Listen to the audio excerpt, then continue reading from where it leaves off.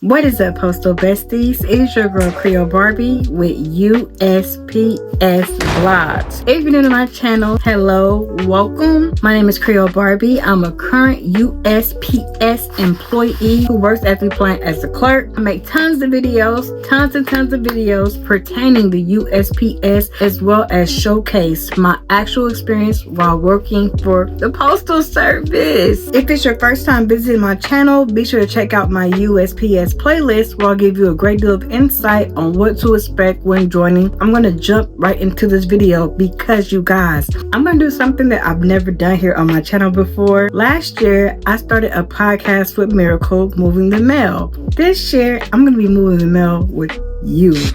I'm going to be moving the mail with my viewers. So therefore, comment in the comment section below things that you want to talk about, and I will bring this into next week's episode. But this week, let's jump right into it.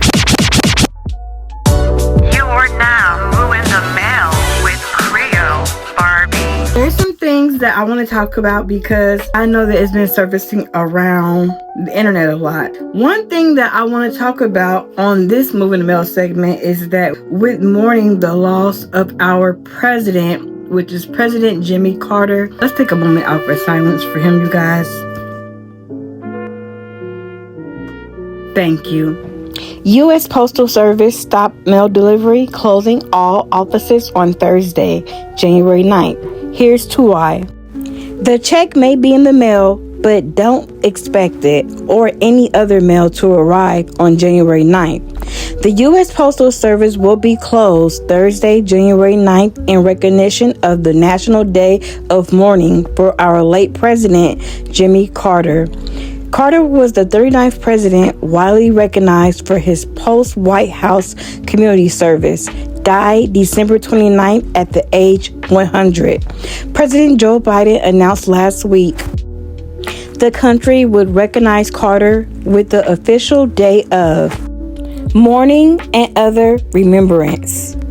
With his compassion and moral clarity, he worked to eradicate disease, forge peace, advance civil rights and human rights, promote free and fair elections, house the homeless, and as always, advocate for the least among us. He saved, lifted, and changed the lives of people all across the globe. Biden said he was a man of great character and courage, hope, and optimism. We will always cherish seeing him and Rosalind together. The love shared between Jimmy and Rosalind Carter is the definition of partnership, and their humble leadership is the definition of patriotism. Federal offices are closed January 9th, and USPS will close on that day as well. Mail won't be delivered on Thursday due to the holiday. Service will resume on Friday, January 10th. UPS and FedEx pickup and delivery services and UPS stores and FedEx office will be open. Carter will lie in the state in the Capitol Rotunda in Washington, D.C. Thursday at 10 a.m. All the living presidents have been invited, and Biden will deliver a eulogy. The Carter family then will return to bury the former president at a private hometown funeral at 3:45 p.m. at Maranatha Baptist Church in Plains, Georgia. However, it did cause a lot of controversy on social media. I noticed that individuals were saying these things pertaining this particular day that kind of raised a lot of their concerns. I'm going to refer back to a post that I saw an individual write, and they actually said this. The day we get off for President Carter, we don't get paid. BS. I'm filing a grievance. Better pay me.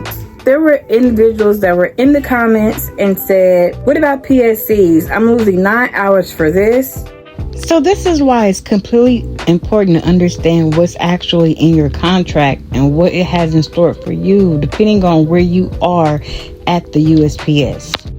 Now, PSCs are guaranteed 6 paid holidays. However, the National Day to Mourn is not. So I think this is why this person has some type of misconception or misunderstanding to why they thought they would get paid. It's highly necessary to do yourself a service with the ask question and do your homework policy when coming in as an employee. It helps alleviate stress and misunderstanding. Moving along, because we are moving the mail, I have another topic. On my community feed, I made a post about a carrier named Ray out of New York who was stabbed over a sandwich, and he lost his life due to that. One of my subscribers by the name of Pack the Nitty actually said, I think you girls should do an episode and include the dangers that come with this job. I don't think people understand how dangerous this job is. Pack Nitty, that was a great comment. It is true that I feel like a lot of individuals don't bring this type of information on the platform when it comes to the dangers being a carrier and also situations that can arise within the plants. One thing I always had concerns about is safety procedures. I do feel like it's important to not only talk about safety procedures when it comes to the actual job itself and how to stay safe, but safety procedures if things were to arise, what to do, where are the necessary places to go. When it comes to the plants, they're pretty secure. But you have to have a badge to even get on the property at my facility, as well as inside. What if this situation arises where an individual may bring a weapon to work and have a situation with someone inside, and now it's an active shooting? And those are the things that come in my mind. So I'm always thinking that if anything were to happen or the worst were to happen, where would I run? Where would I go? What would I do? They should start having these talks in place. Look, if there was an active shooting on property, X, Y, and Z, active shooting inside the building, X, Y, and Z, it's extremely important because there is thousands of people that are on site in these facilities at each time, and individuals need to know exactly what to do to maintain their own safety if anything were to arise. As far as carriers, it needs to be talks about what to do if there's a robbery, what to do if you witness an act of crime, what to do if you don't feel safe when you having to deliver a package. These are the conversations that need to be talked about. These are the things that keeps people safe. These procedures, these what to do on what ifs.